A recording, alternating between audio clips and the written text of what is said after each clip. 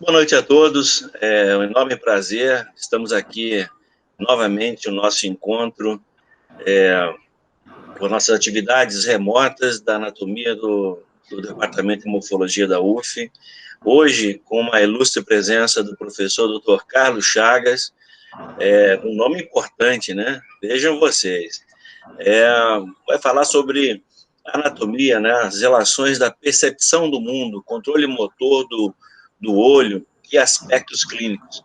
O professor Carlos é um professor de anatomia das antigas da UF, é um professor jurássico, diria que mal me expressando, um grande amigo que nós temos no departamento, um colega batalhador, guerreiro, um excelente professor. Sempre quando eu posso, eu assisto as suas aulas, lives, e hoje ele está contribuindo com a nossa atividade remota, tá bom? Então, professor Carlos, é um enorme prazer tê-lo aqui, uma honra, e, por favor, os alunos deixem os seus vídeos, as câmeras e o microfone desligados, por favor. Essas aulas são gravadas e depois irão para o canal do departamento, que é o nosso Money Anatomy. Então, por favor, desliguem as câmeras. Tem alunos com câmeras ligadas. Professor Carlos, é um enorme prazer. A palavra está com o senhor. Temos aí 40, 50 minutos de aula e aí depois nós abrimos um chat para pergunta. Então, é isso aí. Professor Carlos, é com o senhor. Ok. Professor Babinski, uma honra reencontrá-lo e, assim, agradecer o convite. É uma oportunidade de falar de um assunto que eu gosto muito, uma convivência ao longo de muitos anos com o tema. Depois que eu propus, montando a aula, me deparei com o fato de que essa aula resume um conteúdo de aproximadamente 9 a 10 aulas. Se a gente tivesse uma pós-graduação, isso passaria para 12 ou 13 aulas. Porque o tema foi extremamente bem proposto pelo senhor quando fala em percepção do mundo. Isso bate bastante bem com o momento que a gente está vivendo em relação ao Covid, né? Controle motor do olho e aspectos clínicos são subsequentes a essa percepção do mundo. E eu fiquei me questionando como é que eu faria para abordar esse tema com tanto conteúdo, com tanta profundidade, sem prejudicar o entendimento de quem nunca ouviu falar, especialmente, mas também dar algum brilho para aqueles que já têm algum conhecimento sobre o assunto e estimular a todos a continuarem o estudo, porque é um dos mais belos, dos mais elegantes assuntos que a anatomia, fisiologia, patologia, clínica tem para abordar na formação de todos nós. Então, eu resolvi abrir a aula mostrando esse slide sobre a nossa casa, né? A Via Láctea. E aqui o nosso quintal, né? Nosso querido planeta Terra. Estamos todos nós aqui ansiosos, preocupados com os caminhos que virão nos próximos meses, que podem nos levar a mais perdas ou equilíbrio, retomada. Não é o mesmo mundo, obviamente. Esse mesmo planeta Terra visto por uma estação espacial à distância da Terra enquanto caminha para Marte, e essa é a visão do nosso quintal em janeiro de 2014, visto dos céus de Marte pela sonda Curiosity. Eu, nesse momento, quero provocar todo mundo que está assistindo o seguinte: tudo que você viu agora é fruto da capacidade que a natureza nos deu de perceber a luz. A percepção da luz está diretamente relacionada ao desenvolvimento, ao longo de séculos, de um aparelho, de um sistema, de um órgão especialmente capaz de perceber a luz através de células altamente adaptadas para a percepção luminosa. E vejam a variedade, o número de possibilidades oferecidas como solução na natureza para várias espécies animais para a percepção da luz. Temos aqui um símio, isso aqui é um elefante. Nessa sequência, a gente poderia ficar aqui falando bastante tempo sobre toda a sequência de desenvolvimento e de diferenciação das várias espécies animais até chegarmos à espécie humana, os hominídeos. Eu queria marcar esse slide informando aqueles que não conhecem o assunto que 3 princípios são fundamentais para a vida, que se chamam irritabilidade, condutibilidade e contratilidade. E a partir desses 3 princípios fundamentais para o desenvolvimento da vida, é que se estabelece a teoria de que nós estamos diretamente relacionados ao meio ambiente e para nele sobrevivermos, nós somos absolutamente dependentes de um aparelho biológico que se molda com o passar dos séculos, transmitido geneticamente entre as espécies, até que surge aquilo que nós, humanos vaidosos, chamamos da perfeição, que é o nosso aparelho visual, nosso sistema visual.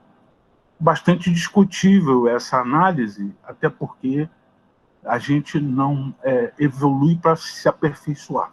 Na realidade, a gente se aperfeiçoa na medida em que as mutações provocam uma capacidade adaptativa com maior capacidade de relação com o meio ambiente. É essa linha de raciocínio da escola que eu frequentei, onde nós entendemos que a fisiologia traz a anatomia. Então, a necessidade de algumas espécies animais, durante períodos de seca, ausência de alimento, desenvolverem essa forma e se manteve e se perpetuou até os nossos dias com essa girafa que a gente está vendo aqui no slide. Outra adaptação bastante interessante, um dos mais belos animais da natureza, são os felinos, que apresentam uma camada no interior da retina que é capaz de refletir a luz e produzir esse olhar luminoso durante a noite. Essa camada é chamada, nesses animais, de região tapetal. A gente não tem isso no olho humano. Por isso, obviamente, a ausência desse brilho no olhar e também a menor capacidade de visão noturna. A águia, por exemplo, é um animal que tem 1 milhão de células fotorreceptoras na sua retina. A capacidade de visão central da águia é infinitamente maior que a humana. Sobrevoando grandes altitudes, a águia é capaz de ver o objeto de seu interesse a longas distâncias com grande proximidade. Então, assim, nós poderíamos continuar falando dessas coisas por um longo período de tempo.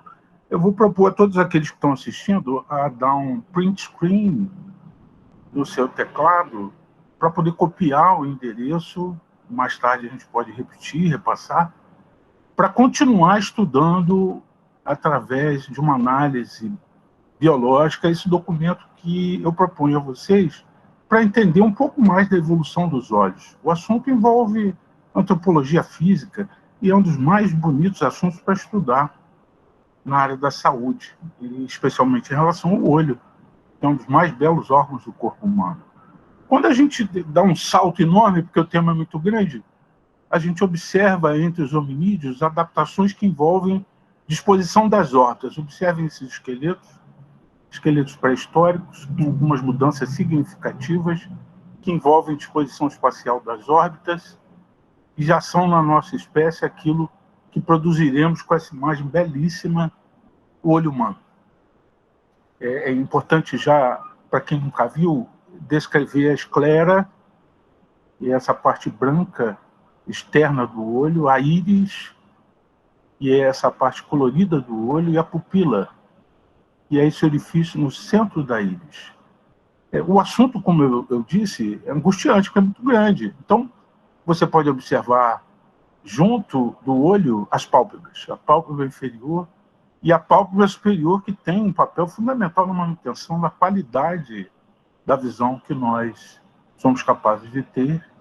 Com um detalhe interessante, observe a disposição dos cílios na pálpebra superior dispostos superiormente, na pálpebra inferior dispostos inferiormente. E a pálpebra que mais movimenta é a pálpebra superior. Esse movimento da pálpebra superior impede a chegada de impurezas e aerossóis junto daquela estrutura que você não está identificando muito bem, mas que dá esse brilho aos olhos, que é a córnea, recoberta pelo filme lacrimal. Então, é um movimento da pálpebra superior, espalha a lágrima e permite a movimentação dos cílios para manutenção quase 20 vezes ou mais por minuto, de maneira absolutamente automática, o dia inteiro, para que a gente possa ter o olhar adequado. Vocês estão vendo vários olhos com cores diferentes, pupilas em estado de dilatação, pupilas constrictadas, e nesse contexto a gente pode informar a vocês que a cor dos olhos é dada pela espessura da íris e pelo seu grau de pigmentação, com uma variação enorme, um padrão de cor que nós podemos desenvolver. É o momento da gente falar um pouquinho sobre o fenômeno visual. Todas aquelas imagens bonitas que você viu da nossa casa e do nosso quintal, elas são dadas através da projeção de raios luminosos e são encaminhados diretamente ao interior do olho, que funciona como uma câmera fotográfica. Exatamente como tal. A parte inferior da imagem é projetada na parte superior do filme da máquina. A parte superior da imagem é projetada na porção inferior do filme da máquina. E aqui a gente tem um diafragma com um orifício que permite a entrada seletiva da luz para a formação da imagem. É exatamente esse raciocínio que a gente faz para o nosso olho. É interessante observar a semelhança das máquinas fotográficas. A gente tem uma lente. É importante observar que a lente tem a capacidade de promover a convergência dos raios luminosos para que eles adequadamente se projetem sobre a retina, que é a camada mais interna do olho. Então, a pupila é o diafragma, né? É ela que permite maior ou menor entrada de luz num processo adaptativo que ocorreu de forma a nos permitir visão diurna e visão noturna. Do ponto de vista médico, a gente pode encontrar essa pupila em alguns estados diferentes. Primeiro é observar a paridade entre ambas, e a gente chama isso de isocoria. A disparidade entre ambas é o que a gente vê nesse esquema superior, anisocoria. E a resposta é que o olho deve ter a luz, produzindo o que chamamos de constricção ou miose, dilatação ou midríase, e aqui a fotorreação que é dada pela utilização de uma lanterna para fazer um teste a essas respostas.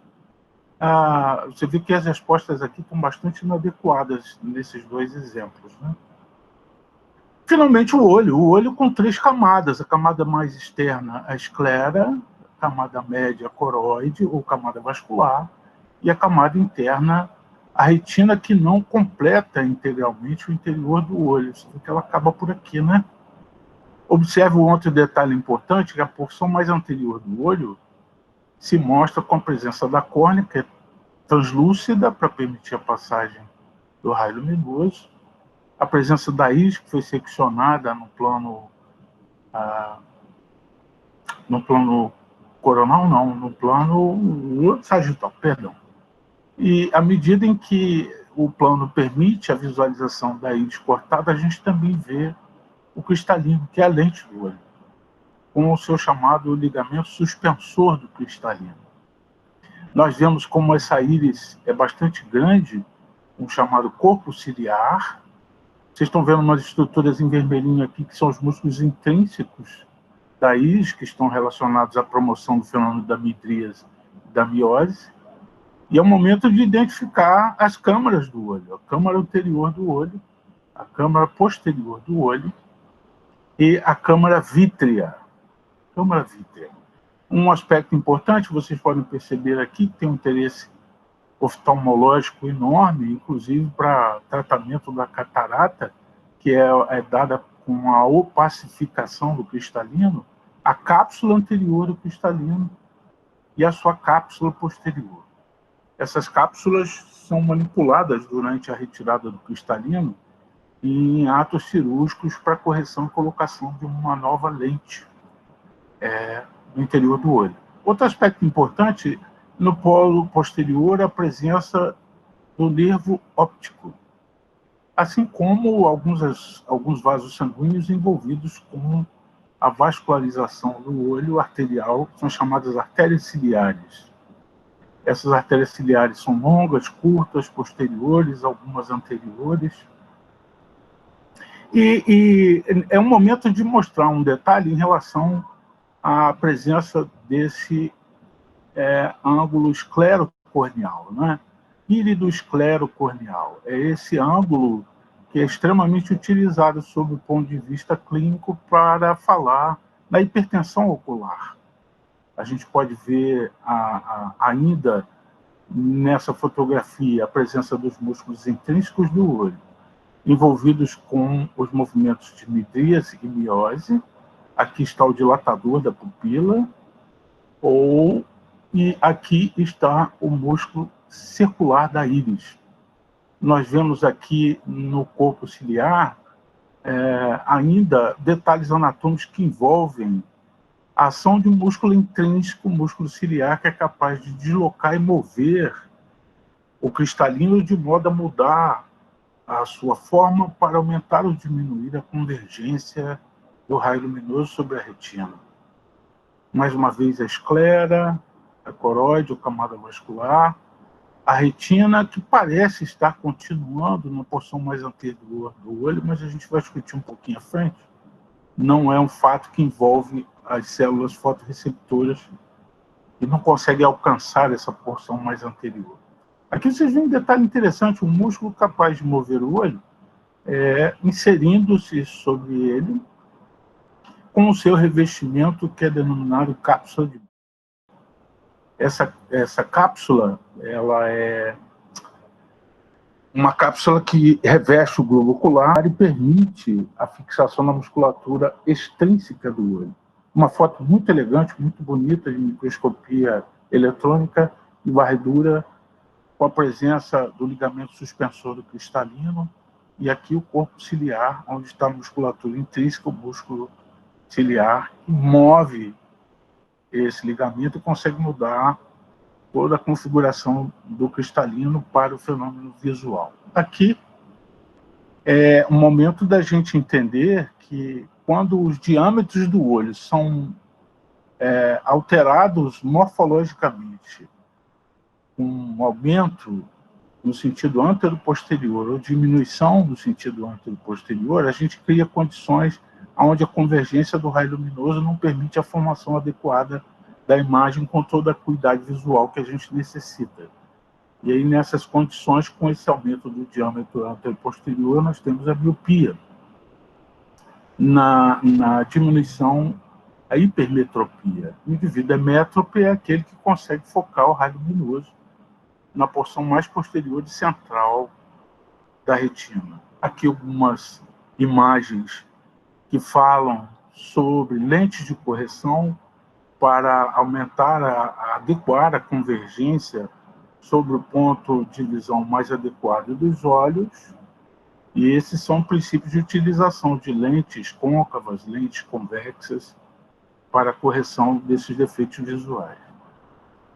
O olho, na sua anatomia, apresenta uma infinidade de detalhes. Fugindo um pouco da camada externa, onde está a esclera e a córnea, a gente pode ver a camada média, onde está a íris, e a camada vascular, assim chamada pelo grande número de vasos sanguíneos, ramos das artérias ciliares, ciliares longas, ciliares curtas, e também desse grande número de veias que se confluem para formar, a partir do ponto mais central de convergência, as chamadas veias vorticosas. Essas veias vorticosas são o número de 4.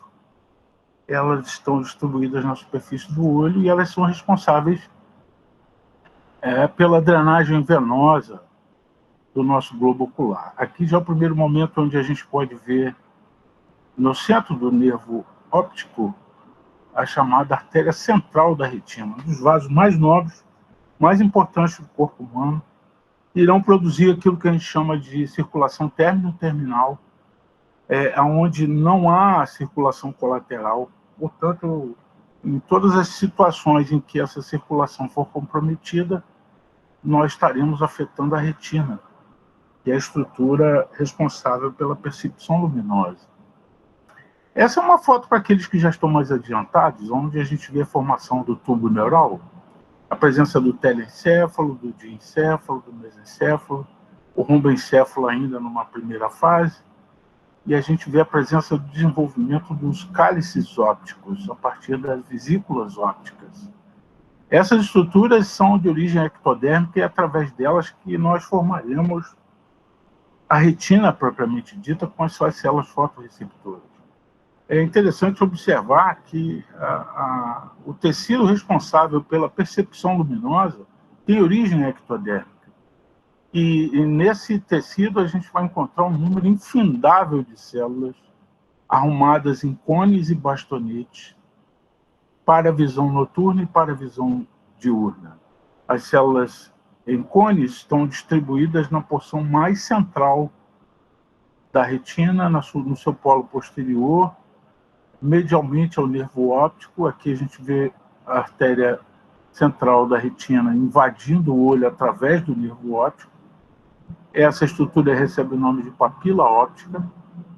E essa estrutura com um aspecto de mancha é chamada de fóvea.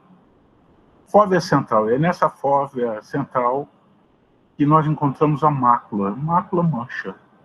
E é lá que estão concentradas a maioria das células em cone. Observa nessa fotografia que as células estão na camada mais posterior da retina.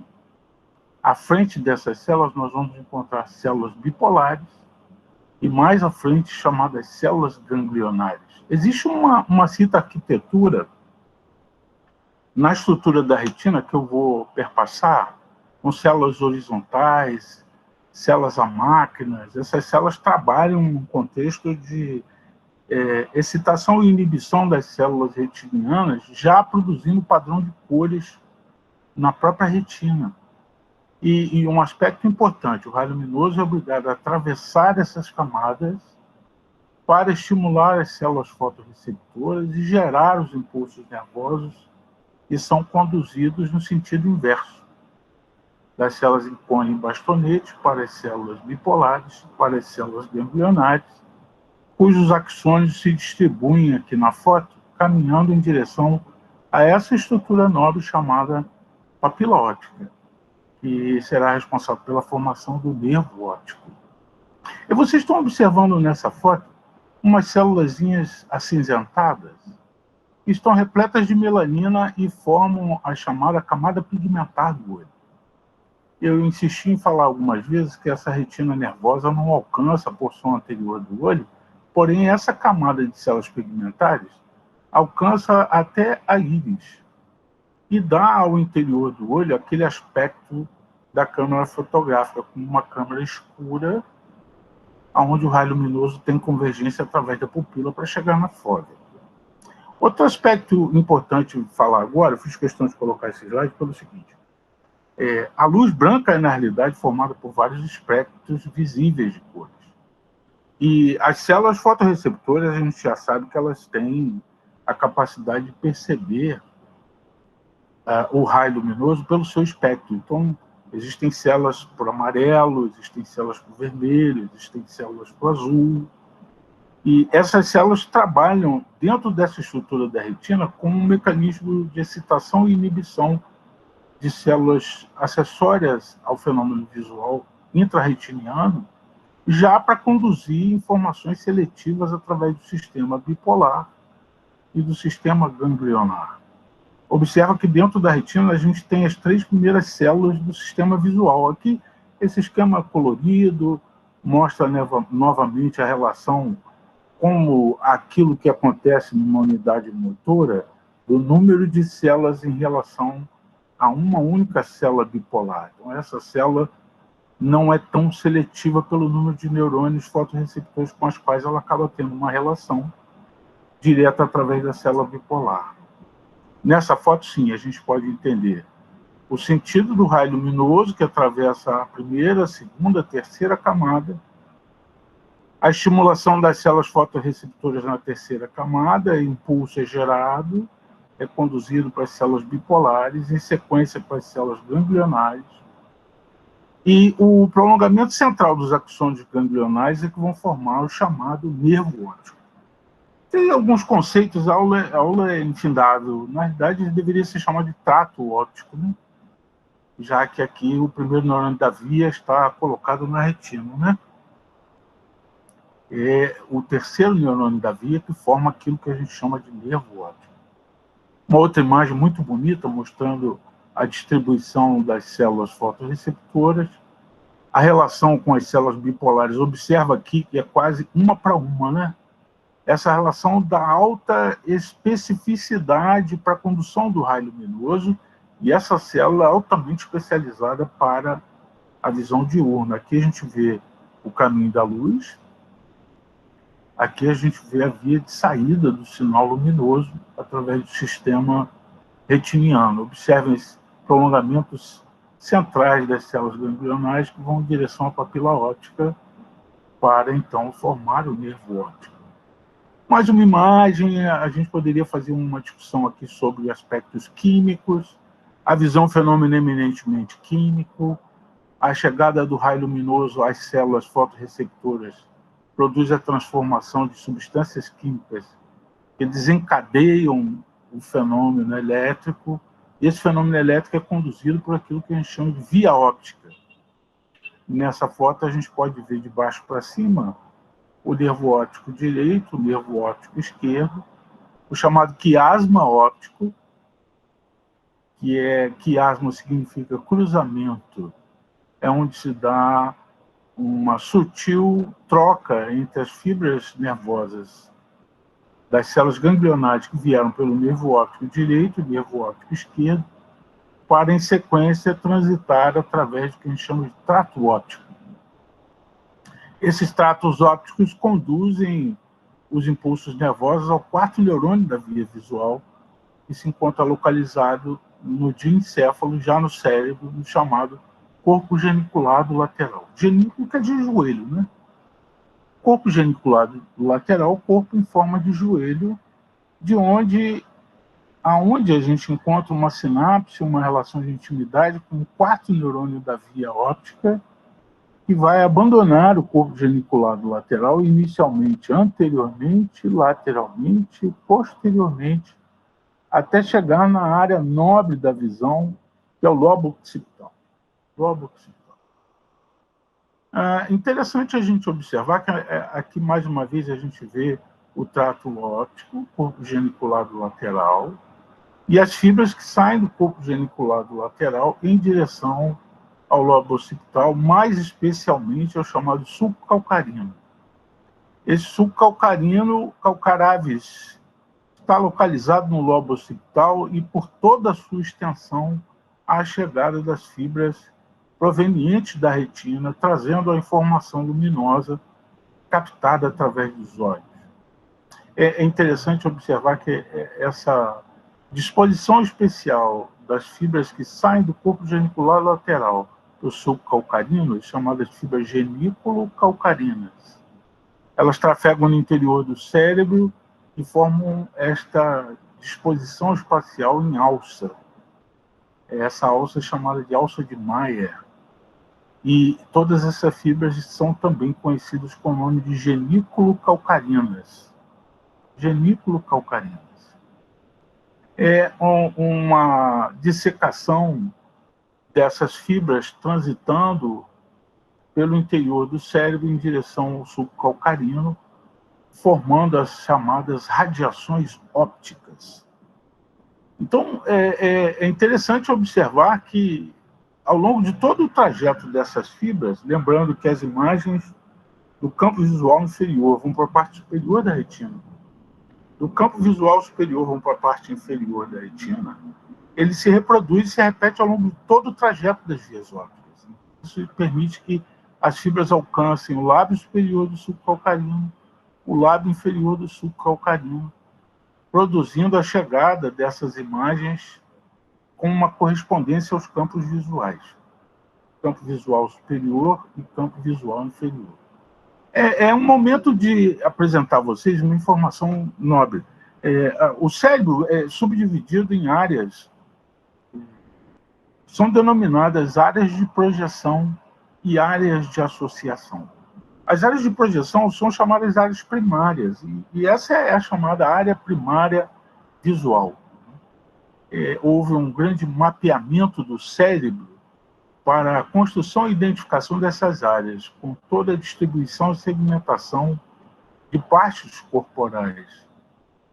Por inúmeros estudiosos, essa é uma expressão de via motora, existe também a via sensitiva, e aqui está a visão da distribuição de muitas dessas fibras transitando por uma área nobre do sistema nervoso central chamada cápsula interna. Cápsula interna. Nessa fotografia aqui a gente vê o tálamo. Essa cápsula interna está colocada lateralmente.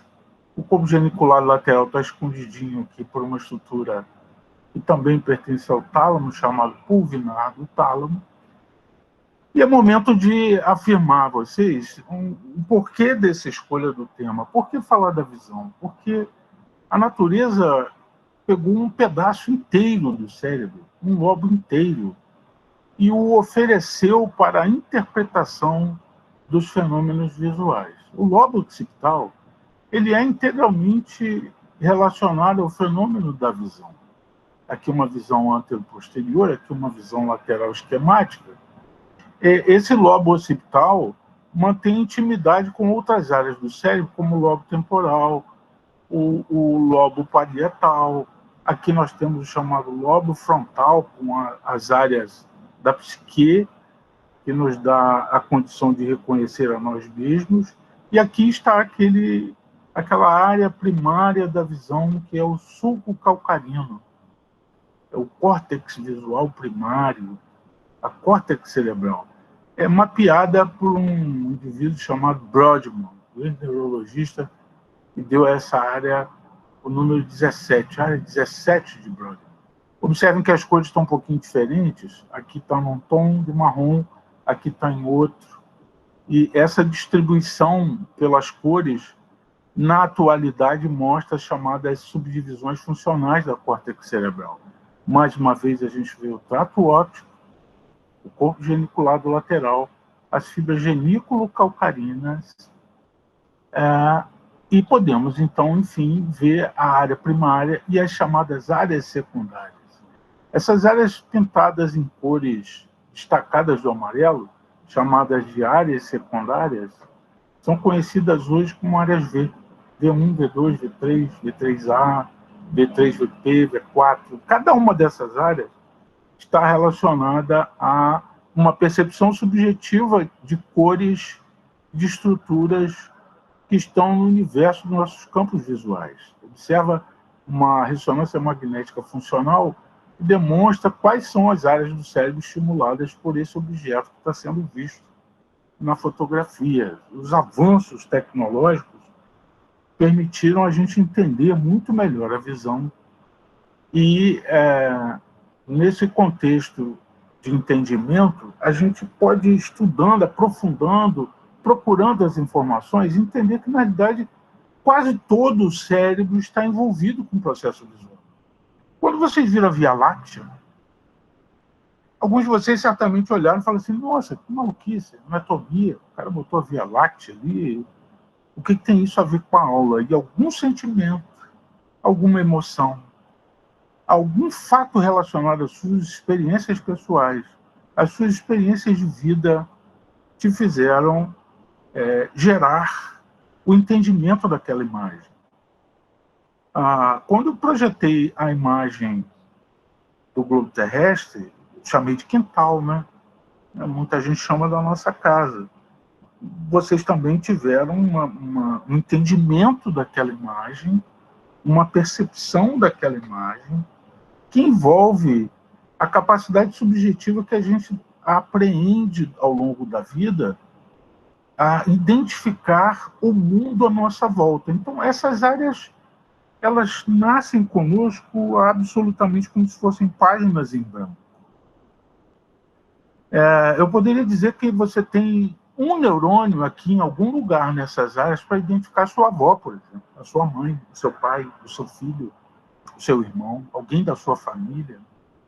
Quando as informações visuais são seletivamente interpretadas, envolvendo a adequação luminosa, a intensidade de luz ambiental, a presença de foco, a qualidade da imagem, o que você está vendo, nós temos circuitos de integração com áreas mais anteriores que podem sugerir a adequação da visão. Então, essas áreas podem provocar fenômenos de alteração pupilar, movimentação do globo ocular, como quase que para adaptar melhor a captação do raio luminoso, para você ter certeza que você está vendo o que você está vendo com a melhor qualidade de imagem possível e identificando o que é o objeto que você vê.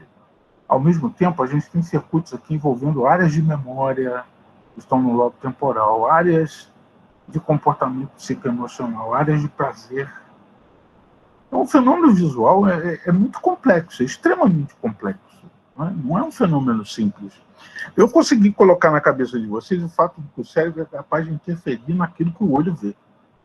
E isso é tão importante, é tão significativo do seu ponto de vista médico, que é hora de dizer a vocês que o trajeto das fibras merece uma aula separada para mostrar essa relação anatômica. Eu queria que todos vocês gravassem essa ideia. Primeira oportunidade de ter contato com o crânio seco, vocês procurassem esse acidente chamado fossa hipofisária, junto da célula turca ou célula túrcica do osso esfenoide, imediatamente acima do seio esfenoide ou seio esfenoidal. E vocês marcassem a presença, junto dessa fossa, a glândula hipófise, e a íntima relação que a glândula hipófise mantém através da haste hipofisária com o quiasma óptico. Essa fotografia marca um dos sítios anatômicos mais nobres da natureza em relação à possibilidade de intercorrências médicas, exatamente pelo fato de que nós temos nessa área a presença de uma estrutura formada pelos folhetos da dura mater, que é a meninge mais externa, é chamado de seio cavernoso. Esse seio cavernoso é responsável pela drenagem de todo o sangue que passou no sistema nervoso central, em algumas áreas específicas, e a anatomia dessa região permite mostrar a presença da artéria carótida interna, e é o vaso mais nobre no interior do crânio para a irrigação do cérebro e de todas as outras estruturas intracranianas, na sua grande maioria, e essas estruturas em amarelo que correspondem aos chamados nervos cranianos. O nervo óptico é um nervo craniano, é o segundo nervo craniano. Para quem nunca viu nada disso, nós temos 12 pares de nervos cranianos. E a natureza oferece para a inervação do olho e para os fenômenos visuais 6 nervos distintos. O segundo par craniano, que é o nervo óptico, em sequência nós temos o terceiro par, que é o nervo oculomotor, o quarto par, que é o nervo troclear, o sexto par, que é o nervo abducente, e o quinto par, que é o nervo trigêmeo. Aqui está o abducente, aqui está o nervo trigêmeo, parte do seu trajeto no interior desse chamado seio cavernoso. Então, uma fotografia de peça anatômica que mostra o interior do crânio e a relação de intimidade das estruturas que a gente estava olhando. Aqui está o seio esfenoide, seio esfenoide ou seio esfenoidal. Aqui está a célula turca ou célula túrcica, aqui está a glândula hipófise, a haste hipofisária, e aqui está o quiasma óptico. Essa é uma visão em plano sagital mediano, né? É um plano de corte bem no centro do nosso corpo, separando em duas metades semelhantes. Aqui está o sistema nervoso central, com toda a sua riqueza de detalhes. O cérebro, o diencéfalo, a gente está vendo aqui o tálamo, o corpo geniculado lateral está escondidinho aqui, abaixo do pulvinar do tálamo. E aqui uma imagem belíssima mostrando o terceiro nervo craniano indo em direção ao olho para promover a inervação da musculatura extrínseca do olho. No que se refere à distribuição das fibras nervosas através do sistema visual, chamado via óptica, nós temos aqui a presença das fibras que nascem na porção medial da retina, em amarelo, da porção lateral da retina, nessa cor que eu vou chamar de vermelho. Isso é especificamente relacionado ao olho esquerdo. Uma visão de cima para baixo, inverteram-se as cores na metade oposta. Aqui está a retina, as fibras da retina lateral, as fibras da retina medial. Observa, não existem fibras nascendo no polo anterior do olho. E no quiasma óptico, o entrecruzamento de fibras para chegar no corpo geniculado lateral. Aqui está o tálamo esquerdo, o tálamo direito. Esse corpo geniculado lateral dá origem aos axônios que formarão a alça para chegar no chamado sulco calcarino. É momento de aprender um detalhe extremamente importante. As nossas retinas são divididas em nasal e temporal, pelas relações ósseas, nasal e temporal. E da mesma forma, os nossos campos visuais podem grosseiramente ser subdivididos em duas metades, também chamadas de nasais, também chamadas de temporais. Se vocês olharem com bastante atenção para a fotografia, vocês vão perceber que essa é a metade esquerda do que o olho esquerdo vê. Essa é a metade direita do que o olho esquerdo vê. Da mesma forma, essa é a metade direita do que o olho direito vê. Essa é a metade esquerda do que o olho direito vê. E nesse momento, com esse entendimento de lados dos campos visuais, observa que tudo aquilo que a gente vê da metade direita dos dois olhos vai para o hemisfério cerebral esquerdo. Tudo aquilo que a gente vê da metade esquerda dos dois campos visuais dos dois olhos vai para o lado direito dos nossos hemisférios cerebrais. E isso é expressão filogenética daquilo que se diz, que quase todo mundo sabe, que o lado direito comanda o lado esquerdo e vice-versa. O lado direito percebe o lado esquerdo, inclusive da visão. Então, mais tarde, seguramente, vocês poderão sentar para estudar as possíveis lesões nesse sistema que dão as perdas visuais. Tudo que está em preto não é percebido. Aqui uma lesão do nervo óptico produz cegueira total do olho direito. Uma lesão na porção lateral do quiasma óptico produz perda da metade do campo visual dos dois olhos. Uma lesão no trato óptico produz perdas contralaterais em duas metades do olho. Nós podemos ter lesões seletivas para fibras que levam impulsos da retina superior ou da retina inferior e fazer, ao invés de perdas de metades, perdas de quadrantes. Essas doenças, vocês estão vendo escrito aqui no slide, produzem as opsias. Opsia eu não vejo. Anaopsia, M metade. Ana não. Opsia eu vejo. Eu não vejo metade. Quadrantanopsia, eu não vejo metade de um quadrante. Né? Eu não vejo um quadrante. Mais uma vez, opsia eu vejo, ana não. Quadrante. Eu não vejo um quadrante dos meus campos visuais. Isso, para ser compreendido com clareza, precisa e depende absolutamente do entendimento global de todo o sistema visual óptico. Aqui, uma lesão ao nível do quiasma óptico, muito comum em circunstâncias onde a glândula hipófise pode estar comprometida. O crescimento da glândula hipófise, eu vou voltar um pouquinho. Essa relação de intimidade, um tumor de hipófise pode crescer na direção do quiasma óptico. Por isso, essa relação anatômica é extremamente nobre e importante. E com o comprometimento do quiasma, nós teremos a perda das fibras que estão trocando de lado, não é? E aí a gente faz uma hemeropsia de lados opostos dos campos visuais.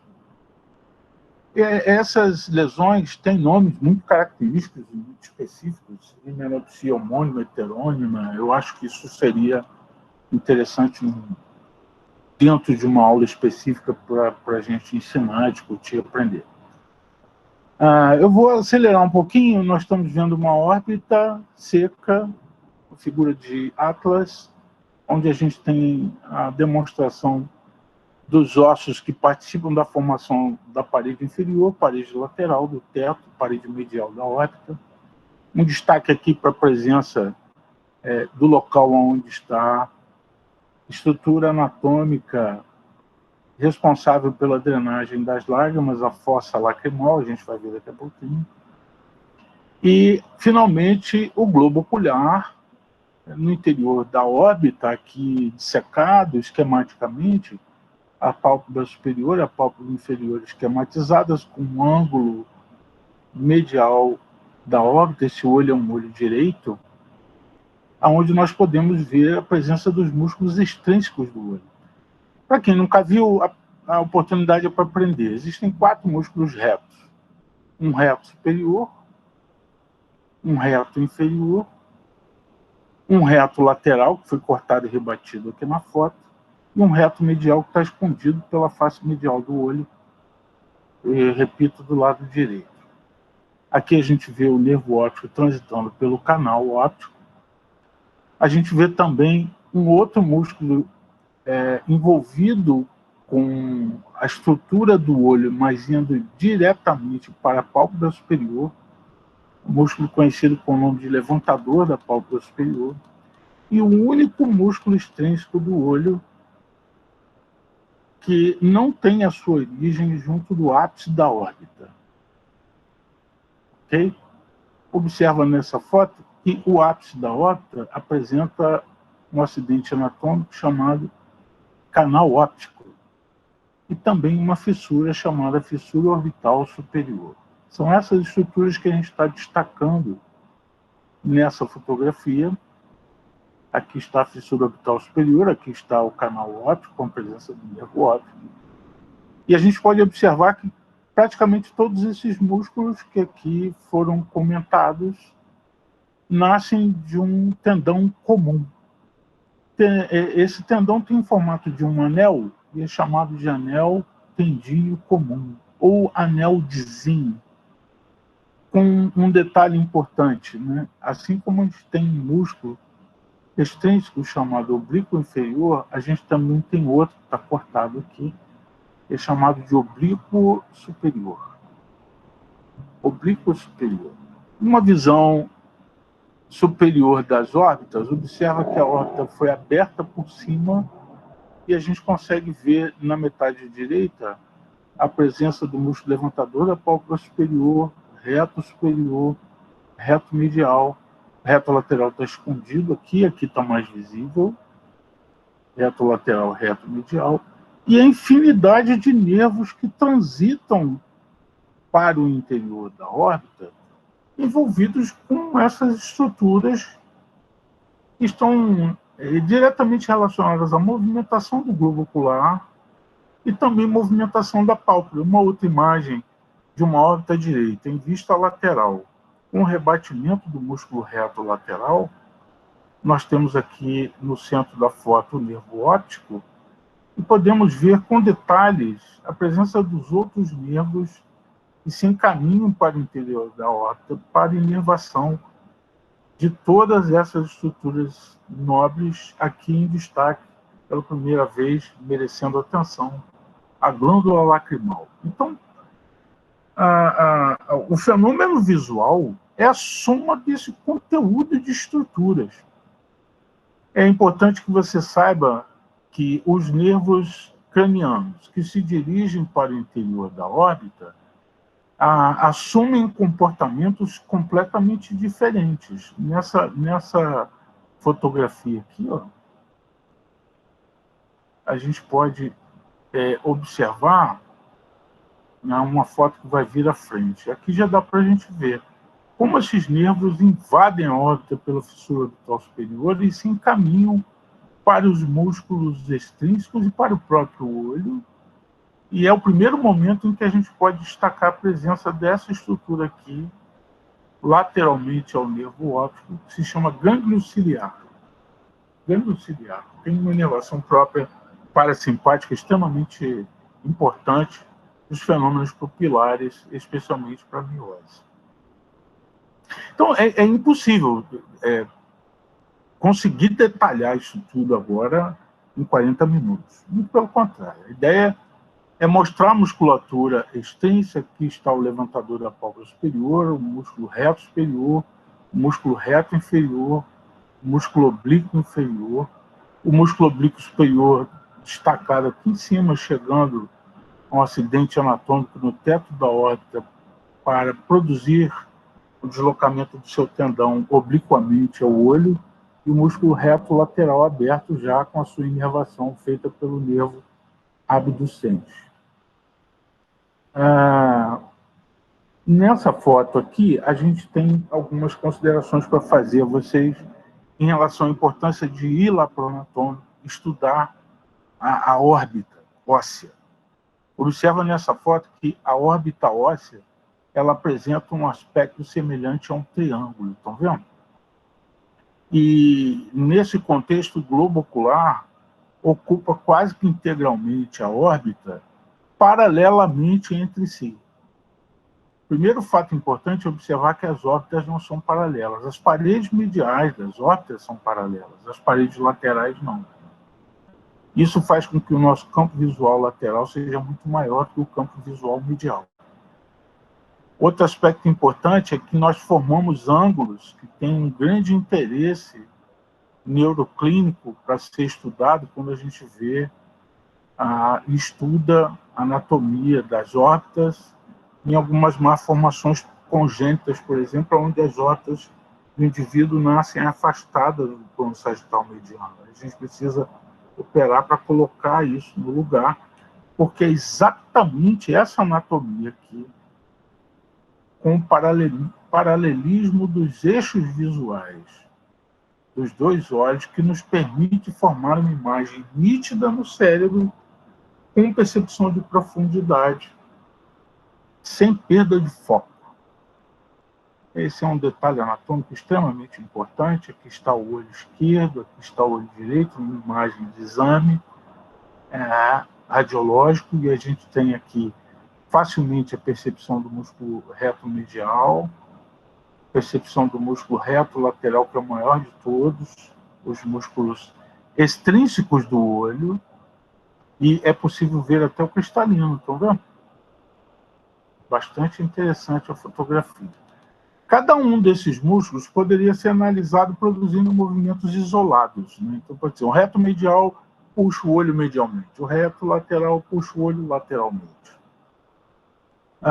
Os oblíquos são capazes de produzir movimentos semelhantes a esses, com essas setas que vocês estão vendo aqui na foto. O músculo reto superior puxaria o olho para cima, o reto inferior para baixo. Mas, na realidade, esses movimentos têm nomes próprios: abdução, adução do olho, intorsão, extorsão, elevação e depressão do olho. E a análise dessa movimentação, ela depende do entendimento da ação conjugada dos músculos. Esses músculos não agem sozinhos.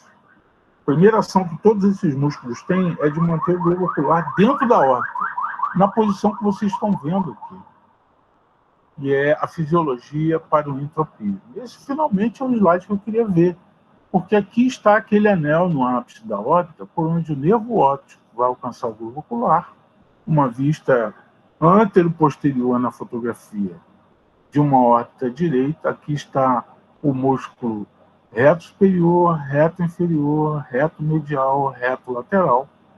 Aqui está o oblíquo superior, aqui está o oblíquo inferior, e aqui está o músculo levantador da pálpebra superior. É o momento da gente enxergar que a órbita é invadida por uma infinidade de nervos cranianos. Isso significa dizer, objetivamente, que a visão merece toda a atenção da natureza, com toda aquela sequência de processo evolutivo. Eu não gosto dessa palavra, porque não aconteceu para evoluir, né? A evolução tem outro sentido etimológico nesse contexto, mas a aorta é invadida pelo segundo par, pelo terceiro par, pelo quarto par, pelo sexto par e pelo quinto par através de um de seus ramos, que se subdivide em 3 para poder invadir a aorta. Então, eu sugiro uma atenção enorme para o estudo desses detalhes anatômicos, porque vocês podem observar nessa fotografia que o anel tendinoso comum, ou chamado anel de Zinn, ele subdividiu a fissura vital superior em 2 partes.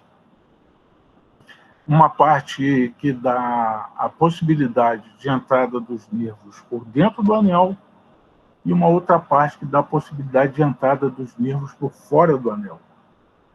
Aqui está mais lúcido, mais claro, os nervos que transitam por dentro do anel de Zinn, os nervos que transitam por fora do anel de Zinn. Isso é facilmente dissecável, uma dissecação muito bonita, muito delicada, muito interessante, gostosa de fazer, mais interessante do que a mão, o pé.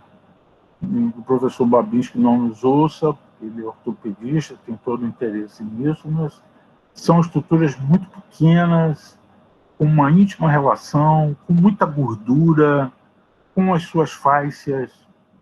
E aqui, mais uma vez, a gente pode ver o anel tendíneo comum, o músculo oblíquo superior, o músculo levantador da pálpebra superior, o músculo reto superior, o músculo reto medial, o músculo reto inferior, o músculo reto lateral que foi cortado e o músculo oblíquo inferior num olho direito com uma órbita desfeita. A gente vê o ápice, o nervo óptico invadindo o canal óptico, a fissura vital superior com a chegada de todos aqueles nervos, o oculomotor, o troclear, o abducente e os ramos da porção oftálmica do quinto par. O nervo trigêmeo, que é o quinto par de nervos cranianos, é dividido em 3, né? Oftálmico, maxilar e mandibular.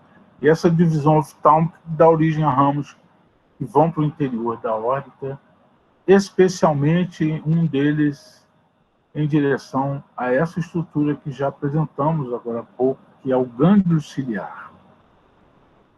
Para fenômenos parasimpáticos no olho, esse gânglio ciliar recebe fibras que vão à musculatura intrínseca do olho lá na íris e promovem miose. Você vê que, do seu ponto de vista neurológico, quando a gente vai estudar neuroanatomia, neurofisiologia, é fundamental compreender a disposição espacial, o trajeto, o comportamento de axônios, de fibras. Isso gasta um tempo significativo para a gente entender fibras sensoriais, fibras do sistema nervoso autônomo simpáticas, parasimpáticas. Aqueles que nunca tiveram a oportunidade de estudar esse assunto com profundidade vão fazê-lo na sua graduação, aprendendo sobre um dos principais sistemas de mecanismos de controle de atividade visceral, que é o chamado sistema nervoso autônomo, dividido em simpático e parasimpático. Uma outra imagem muito bonita, mostrando toda a abordagem da órbita, pelo grande número de nervos que se dirigem ao olho, por dentro e por fora do anel de Zinn, ou anel tendíneo comum, a presença esquemática da pálpebra superior, da pálpebra inferior, e aqui a glândula lacrimal no teto da porção lateral da órbita. E é a primeira vez que a gente vê aquela estrutura que eu disse estaria relacionada à parede medial da órbita, que é o chamado saco lacrimal. Vocês podem ver como a pálpebra está presa medialmente, presa lateralmente, através de ligamentos palpebrais, né? Esse ligamento palpebral medial é facilmente palpável junto do ângulo medial da pálpebra, e dá para a gente sentir direitinho esse saco lacrimal no interior da fossa do saco lacrimal. É uma aula linda, realmente, até porque a gente poderia falar muito dos outros nervos presentes na foto que dão sensibilidade para a pálpebra, a anatomia que envolve as estruturas que revestem as pálpebras, Eu vou direcionar um pouquinho mais para o fenômeno visual, até porque eu quero dizer agora, assim, se vocês se aprofundarem na direção de olharem para animais de escala zoológica inferior à nossa, esses animais têm um cérebro muito menor. A área visual do cérebro desses animais é quase nenhuma, porque o fenômeno visual nessas espécies é dado por essa estrutura anatômica chamada mesencéfalo. Mesencéfalo é uma estrutura do tronco encefálico muito bonita, parece um Mickey, né? Mais uma vez vocês veem aqui o nervo óptico, o quiasma óptico, os tratos ópticos, os corpos geniculados laterais, à direita e à esquerda, darão formação às fibras genículo-calcarinas. Uma fotografia que mostra mais uma vez essa estrutura anatômica que é o mesencéfalo. Aqui está o pedúnculo cerebral, núcleo rubro, substância cinzenta periaquedutal, teto do mesencéfalo. Esses palavrões vão ganhar um sentido enorme no momento que você aprofundar o seu estudo e for na direção do sistema nervoso central. Guarda aí, ó, estruturas extremamente importantes para o controle da movimentação dos olhos, o teto do mesencéfalo. Isso. A substância cinzenta periaquedutal, isso aqui é chamado de aqueduto cerebral. O nervo oculomotor está aqui. É uma imagem de Atlas Yokosh, peça fresca, cadáver recém-dissecado, sem fixação, e os pedúnculos cerebrais estão muito visíveis, o núcleo rubro muito visível, a substância cinzenta periaquedutal muito visível, o chamado teto do mesencéfalo, que tem uma relação direta com os corpos geniculados laterais para o controle do movimento dos olhos. Então, assim, eu jamais faria isso com vocês, admitindo que muitos de vocês nunca viram isso. Aqui estão todos os núcleos responsáveis pela formação dos nervos cranianos. Esses nervos cranianos emergem pela superfície do tronco encefálico na grande maioria. Apenas um emerge por trás. E todos esses axônios representados nessa fotografia pelas cores em amarelo, vermelho, azul, estão relacionados à sensibilidade, motricidade, controle autonômico de estruturas de crânio e face. Em destaque aqui o óculo motor, aqui o troclear e aqui o núcleo do abducente, formando um acidente anatômico nobre, que é chamado de colículo facial. Veja, você consegue, depois dessa conversa, identificar nessa foto o mesencéfalo, não é isso? Aqui está o mesencéfalo. Aqui está o aqueduto cerebral, a substância cinzenta periaquedutal. Aqui está aquela bola vermelha, o núcleo rubro. E vocês conseguem perceber que os impulsos luminosos caminham pelo quiasma, pelos tratos ópticos, até essa região. É possível que isso aconteça. E os nervos cranianos são imediatamente acionados para, por exemplo, uma resposta à luz. Isso aqui é uma lanterna. Então, quando nós vemos um médico tirar a lanterna do bolso e passar a luz acesa sobre as pupilas, primeiro ele vai analisar se é isocórico ou não. Segundo, se existe a resposta à luz, a fotorreação. Numa fração de segundos você consegue observar esses movimentos pupilares. E aí você consegue ter uma noção da integridade de todas as estruturas por essas setas que você está vendo na foto. Então a gente conhece bem por onde a fibra leva o impulso até o mesencéfalo, por onde as fibras saem a partir do mesencéfalo, por onde elas têm que parar para fazer sinapse, para a gente produzir, por exemplo, o fenômeno da miose, que é o chamado reflexo fotomotor direto. Não vou entrar em detalhes aqui sobre isso, mas vou aprofundar um pouquinho alguns detalhes anatômicos de algumas coisas que eu falei para vocês. Vocês estão vendo na foto como a drenagem venosa do olho é dependente daquelas veias vorticosas, né? Essas veias vorticosas drenam para a formação da veia oftálmica superior.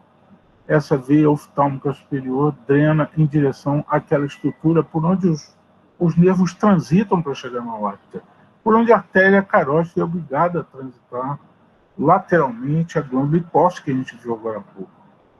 E isso aqui recebe o nome de seio cavernoso.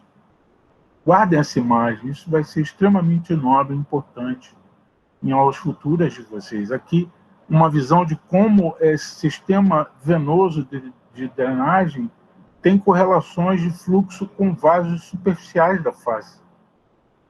E como é significativamente importante essas relações de construção da drenagem venosa para explicar algumas doenças que podem se disseminar da face para o interior da órbita dentro da clínica. A imagem que eu me referi agora há pouco é essa, né? O quiasma óptico, a glândula hipófise, aqui está o seio cavernoso do lado esquerdo, do lado direito, os nervos cranianos dentro desse seio, a glândula hipófise na célula turca, que essa é uma das relações anatômicas mais nobres dentro do crânio. Aqui está a célula turca ou célula túrcica, e é na intimidade dessa região que a gente encontra aquele padrão de distribuição neurológico para a condução de informações ao sistema nervoso central. Aqui vocês podem ver a glândula lacrimal. Observem nessa foto como o músculo levantador da pálpebra superior literalmente subdivide essa glândula em duas partes. Aqui estão os canais da glândula lacrimal. Essa glândula produz a lágrima o dia inteiro, que é espalhada pelo movimento da pálpebra sobre a córnea, e na sua porção mais medial estão os pontos lacrimais, de onde partem os chamados canais lacrimais para aquela estrutura chamada saco lacrimal. Esse saco lacrimal, então, drena essa lágrima em direção ao meato inferior, no interior da cavidade nasal, uma foto muito bonita do néter, com as duas porções da glândula palpebral, da glândula lacrimal, sua porção orbital, sua porção palpebral, e aqui está o sistema de drenagem, que é conduzida a lágrima até o meato inferior na cavidade nasal. Essa lágrima participa de uma série de processos fisiológicos intracavitários na região nasal, inclusive para a umidificação do ar, né? Interessante isso, uma coisa para estudar, conversar. Vejam essa foto, de propósito. Aqui você está vendo a córnea, aqui você está vendo a câmara anterior do olho, aqui você está vendo a íris, e aqui você está vendo uma estrutura que recobre a córnea, que é chamado filme lacrimal. Nós somos absolutamente dependentes disso para conseguir ter uma boa qualidade de visão. Quando a gente se emociona muito e começa a chorar, uma resposta glandular a um fenômeno emotivo, excesso de lágrima dá a gente a sensação de turvar a visão, né? Porque o filme lacrimal faz parte dos meios diópticos do olho. A luz tem que atravessar o filme lacrimal, a córnea, o material de conteúdo da câmara anterior do olho, que é chamado de humor aquoso, a pupila, a câmara posterior do olho, o cristalino e toda a câmara vítrea até chegar nas camadas da retina. Uma apresentação de um indivíduo que apresenta aumento bilateral da glândula lacrimal. Essa forma é chamada de sigmoide clássica. Uma visão de um quadro comum ao hipertireoideu, o hipertireoidismo. Nesse caso aqui houve pitose. Pitose é um termo que significa queda com aumento da glândula lacrimal. É um quadro muito característico.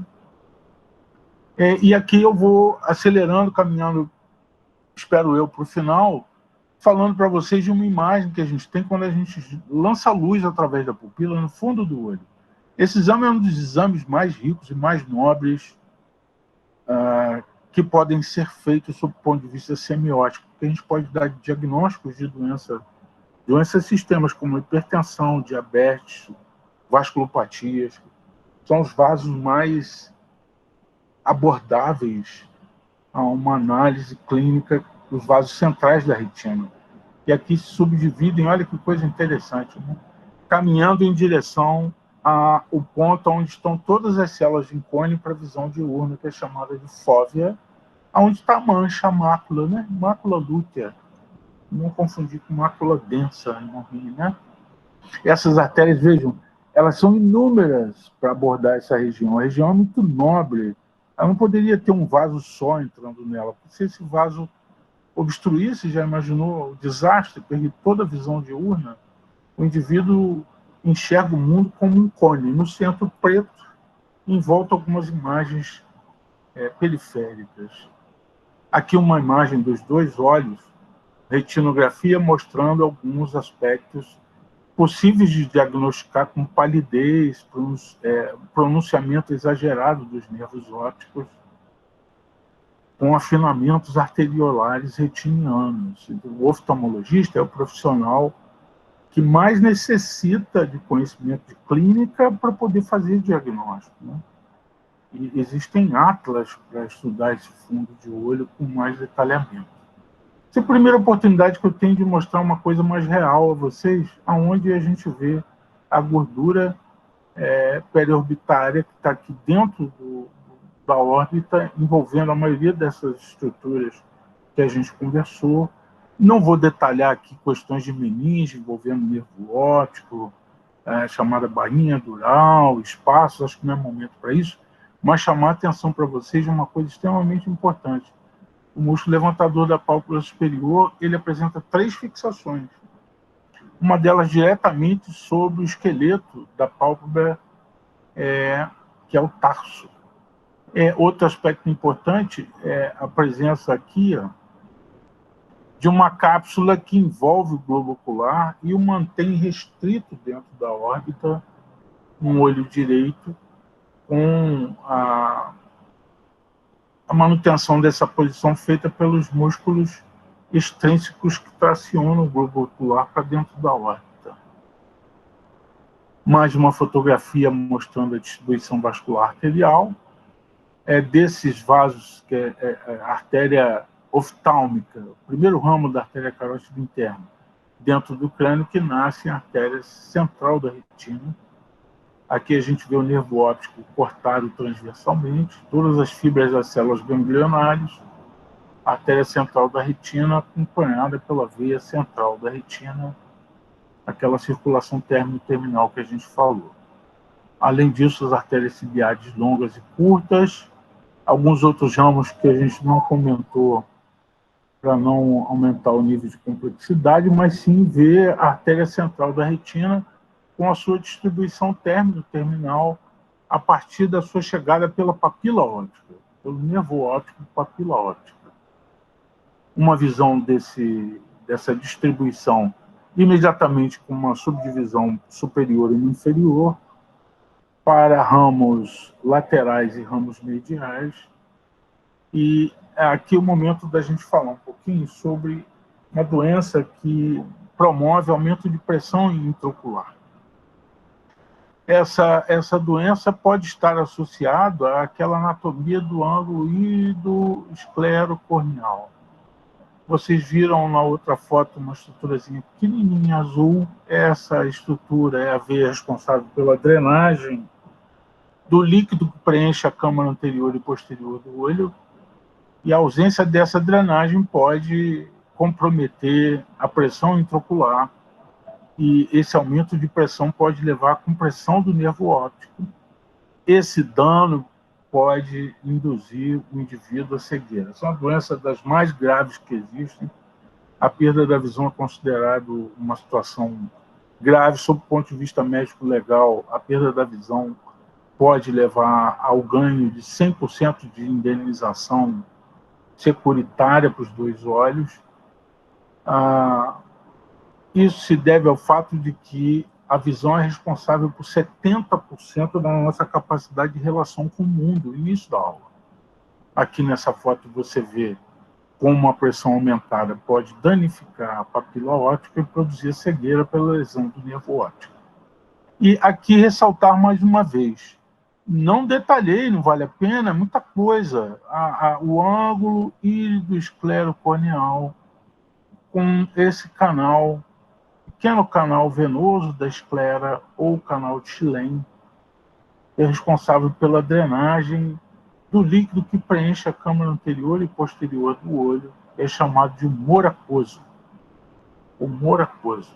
Então, essa é a visão de uma papila escavada com aumento da pressão que a gente observou nos outros slides, que pode certamente levar à morte dos neurônios, das projeções das células ganglionares.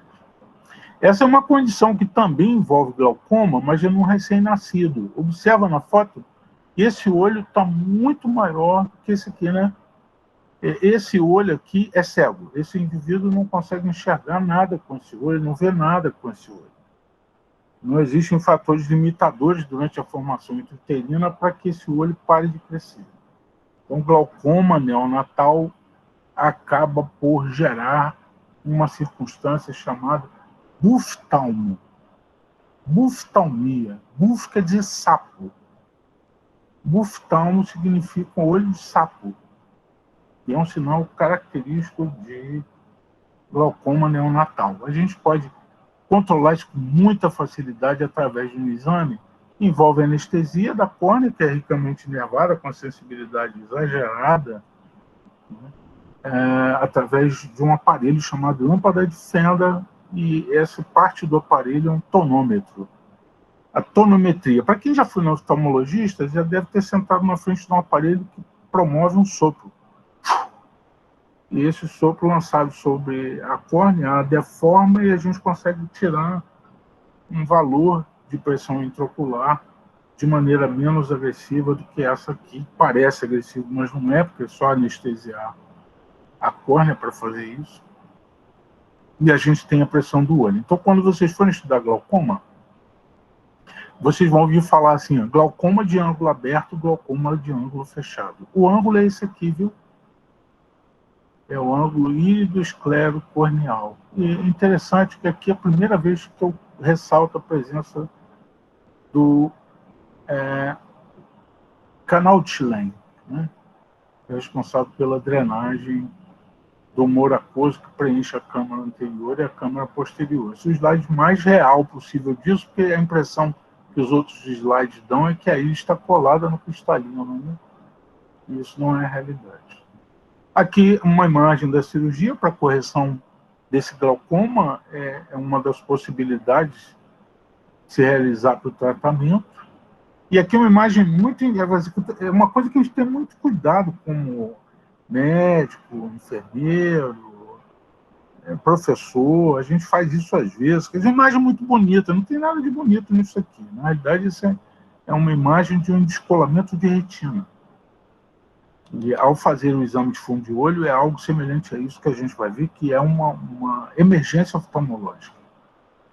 Se a retina é descolar da camada vascular, esse indivíduo vai ficar cego, pode perder a visão desse olho. Vejam, não detalhei, não aprofundei, mas eu acredito que eu tenha deixado para todos vocês todos os instrumentos necessários para sentar para estudar. A órbita é invadida por 6 nervos. Sim, o nervo óculo-motor leva praticamente tudo. A natureza, com o sistema nervoso central, fez um nervo para um músculo extrínseco do olho, que é o reto lateral, que é o nervo abducente. A natureza fez um músculo para inervar o oblíquo superior. Veja, um nervo craniano para um músculo. Que nível de seletividade enorme que isso tem para você entender, por exemplo, os estrabismos. A lesão do nervo abducente controla o músculo reto lateral, que faz a abdução, coloca o olho nessas condições, com estrabismo convergente.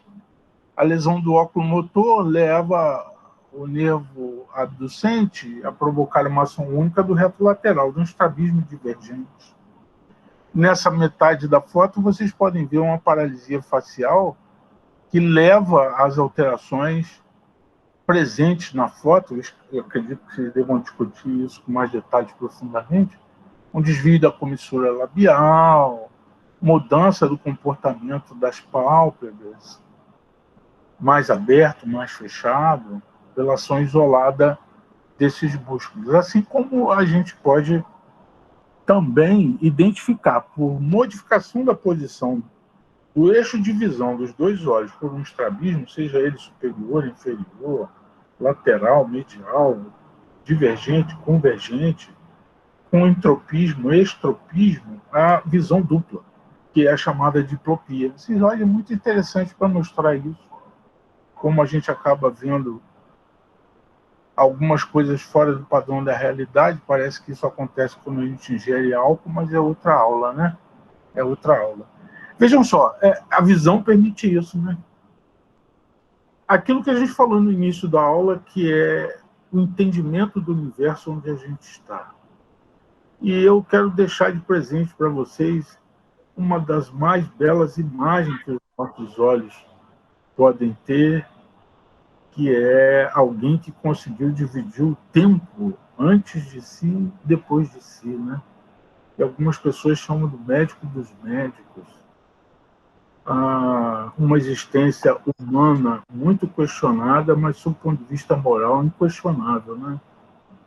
É mais ou menos na contemporaneidade da passagem de Jesus pela Terra que nasce uma frase muito bonita, especialmente em relação à medicina, mas eu gosto de dizer isso para todo mundo na área da saúde. A obrigação da gente, enquanto profissional de saúde, é curar poucos, ajudar muitos e consolar a todos. Todo esse conhecimento científico sem amor, meu filho, não serve para nada.